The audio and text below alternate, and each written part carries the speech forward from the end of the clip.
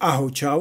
V tomto videu sa pozrieme na zúbok najnovšiemu Parkside počinu, ktorý predáva Lidl, čiže pozrieme sa na tento skrutkovač.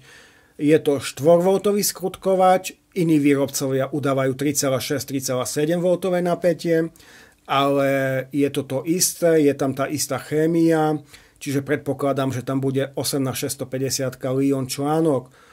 Pokúsim sa to v tomto videu rozobrať, čiže nepozrieme sa len na jeden zúbok, ale pozrieme sa na celú prevodovku, čiže na všetky ozúbené kolesa, pozrieme sa na spojku a dúfam, že si ukážeme aj ten akumulátor, keď sa to ovšem bude dať rozobrať, lebo ako vidíte, tak je to z jedného kusu, čiže je to nejaká tuba a pravdepodobne sa to bude rozoberať týmto smerom.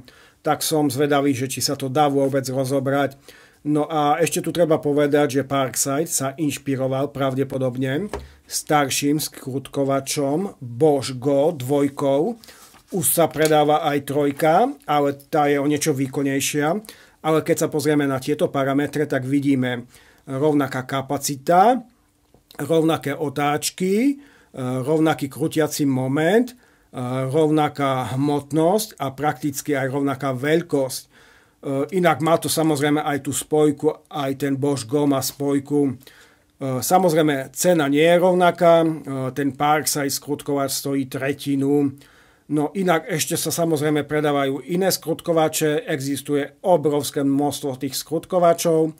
Niekedy sa ešte predával Hybro Evo, nie som si istý, že či sa to ešte vyrába, dá sa to kúpiť, ale keď som sa snažil skontrolovať tú cenu, tak vždy bolo napísané, že nedá sa to objednať, ale videl som, že niektoré e-shopy to ešte predávajú. Každopádne vidíte, že aké to má parametre, 1 Ah, len 250 otáčok, 5 Nm, ale mohli ste si to prepnúť aj na 1 Nm. Inak toto nie je výhoda, lebo toto má spojku, čiže tam si nastavíte podstatne viac tých krokov, možno aj 6-7, to si zistíme. Čiže toto nie je nejaká extra výhoda, skôr nevýhoda, lebo Hybro nemá tú spojku, ale výhoda je hmotnosť, lebo to je podstatne ľahšie zariadenie, menšie. Sice veľko som nedohľadal, ale je to fakt oveľa menšie zariadenie, to Hybro. A tá cena vidíte, že za akú cenu sa to dá dnes kúpiť. Každopádne, ako som povedal, existuje extrémne veľa tých skrutkovačov, a my si zrecenzujeme a rozoberieme si predovšetkým tento skrutkovač. No, inak čo sa týka tohto tu balenia, tejto krabice, tak si nemyslím, že je to dobre vymyslené, lebo vidíte, že toto zaberá obrovské množstvo priestoru, je to hrubá Eva guma, čiže je to podľa mňa zbytočne takto masívne. A čo je ešte horšie, tak táto krabica tu nemá vytvorený žiadny organizér, čiže žiadne prepážky. Toto tu sa nedá nazvať nejakými prepážkami, tam nedáte jednoducho nič. Čiže za mňa palec dole, lebo toto mohlo byť vyriešené podstatne lepšie. Je to obrovská krabica a prakticky to nedokážete využiť. Takže o ničom. No, teraz si spravíme nejaké testy. Použijem tieto originál bity, ktoré bohvie ako nie sú kvalitné. A čo je zaujímavé, tak to som ešte ani nevidel, že tieto zmršťovačky tu niekto dáva ručne. Lebo každá zmršťovačka má inú veľkosť a tak ďalej. Čiže väčšinou sa to robí nejak strojovo, že sa to namaluje a tak ďalej. Čiže ideme si to otestovať. Tu je nejaký magnetický ešte predĺžovák. Tuším, že aj toto by malo byť magnetické, ale tak teraz nie som si istý, že či to tak nejak drží. Samozrejme, tu netreba ukázať, že zatlačením sa to aktivuje. Po prípade máte tu takýto vypínač a tu si zvolíte ten smer otáčania. Čiže to je práve tá výhoda tohto tu skrutkovača. Teraz si to môžeme otestovať a ja nemám v pláne to nejak extra preťažovať, lebo nemyslím si, že by sa to malo používať na nejaké veľké skrutky. Sice tu máme takéto obrovské bity, ale nemyslím si, že je to na to určené, lebo ako ste videli, tak ten manuálny moment to môže mať tak 7 Nm a takýto nejaký veľký Torx 40, či čo to je, tak určite môže mať viac ako 7 Nm. Keď niekto chce doťahovať takéto veľké skrutky, tak samozrejme si zoberie klasickú pištoľovú uťahovačku. Takéto 4V pištoľové uťahovačky tak majú, tuším, 10 Nm. Sice majú len 200 otáčok, ale majú 10 Nm. Toto je určené skôr na malé skrutky a preto ja to budem testovať len pri jednotkách a pri dvojkách, čiže PHPZ jednotky, dvojky. Inak, keď sme už pri tých bitoch, tak je tu len jeden jediný bit PH1. Všetko ostatné sú väčšie bity. Ale čo je ešte horšie, tak kvalita týchto bitov je totálne príšerná a pravdepodobne všetko vyhodíte bez toho, aby ste to používali.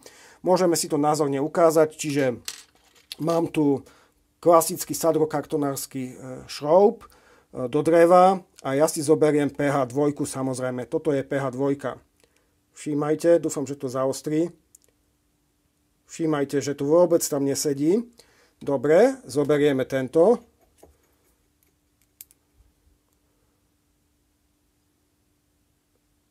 Ten ešte menej tam sedí. Teraz zoberiem štandardný kvalitný bit, no relatívne kvalitný bit, rozhodne kvalitnejší. Vidíte, ako to tam sedí? Tak asi toľko k tomu. Naozaj tieto bity všetky vyhodíte. A ešte možno takáto ukážka, že si zoberiem PZ 2, rovnaké bity. Potvrdíme si to, že sú to rovnaké bity. Takže vidíte, úplne že rovnaké. A všímajte na ten profil. Zoberiem si nejakú skrutku, kľudne aj túto. Samozrejme, ono to tam nemá pasovať, ale všímajte. Takže tento bit tam pasuje.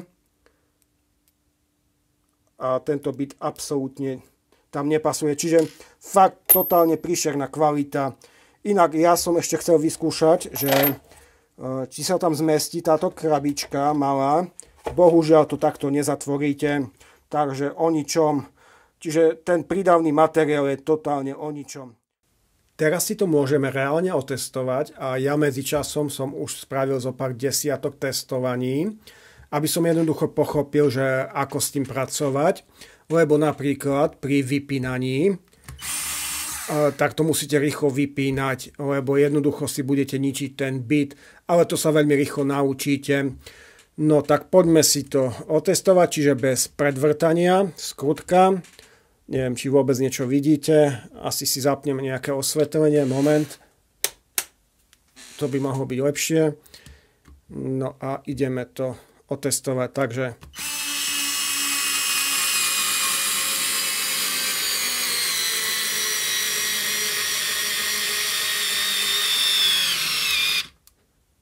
takže inak keď je to preťažené, tak blíka červená ledka.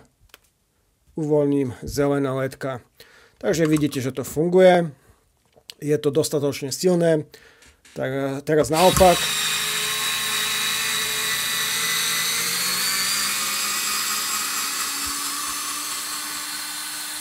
No a vyskúšame si nejakú inú skrutku, niečo väčšie. Napríklad túto. A teraz použijem originál predĺžovák, ktorý je dodaný v balení.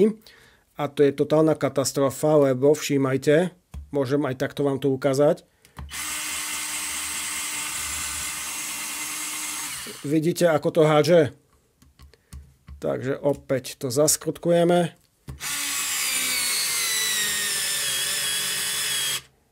No, teraz sa to vyplo.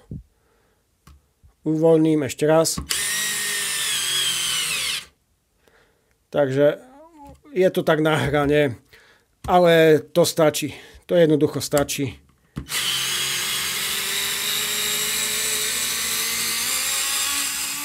Je to OK. Keby to bolo na 100% nabité, lebo som to už samozrejme vybil, tak asi by sa to vôbec nevyplo. Väčšie skrutky, ako som pred chvíľou povedal, nemá zmysel tým testovať bez predvrtania, lebo na to nie je určené. No, ja si zoberiem ešte nejaké skrutky, dám si to na 100% nabiť a vyskúšame, že koľko to zvládne.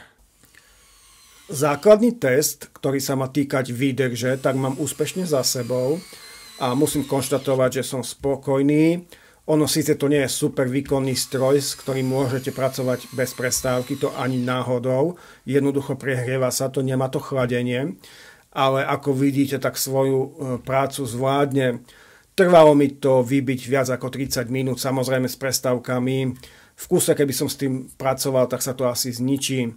Takže ja som spokojný a dá sa povedať, že som to pri testovaní aj preťažoval, lebo tieto skrutky sú už pomerne veľké. No každopádne ešte som vám neukázal, ako funguje tá spojka, takže ja som to mal prepnuté na maxime, takže takto som to mal prepnuté. A teraz si vyskúšame to prepnúť, treba takto nejako a vyskúšame si, že či to funguje tá spojka. No.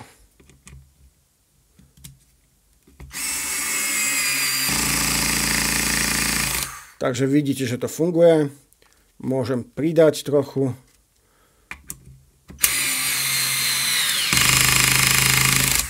Super, funguje to. Dobre, skúsime minimum a dáme úplne že najmenšiu skrutku, akú mám.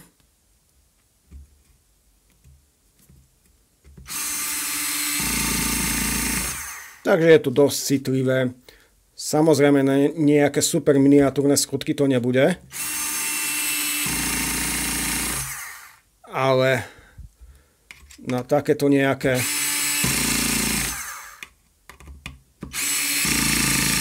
je to v pohode.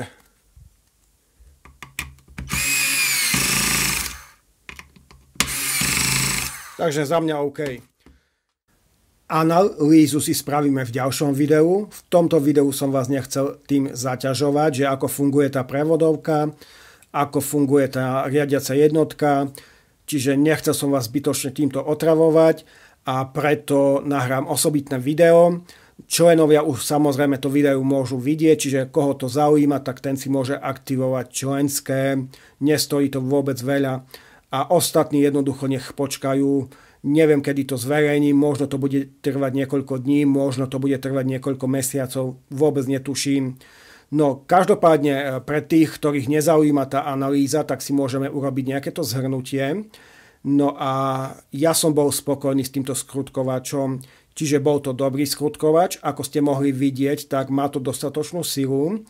Síce trochu sa to môže prehrievať, ale keď to používate tým spôsobom, akým to máte používať, tak je to úplne že v poriadku. Inak, čo sa týka nabíjania, tak nabíje sa to za menej ako 45 minút a počiatočný prúd je až 2,9 A, keď je ten akumulátor vybitý. Takže nabíja sa to pomerne rýchlo, ale pozor, nesmie byť to zohriaté, lebo keď to má vysokú teplotu, tak jednoducho tá nabíjačka sa bude vypínať, takže pozor na to.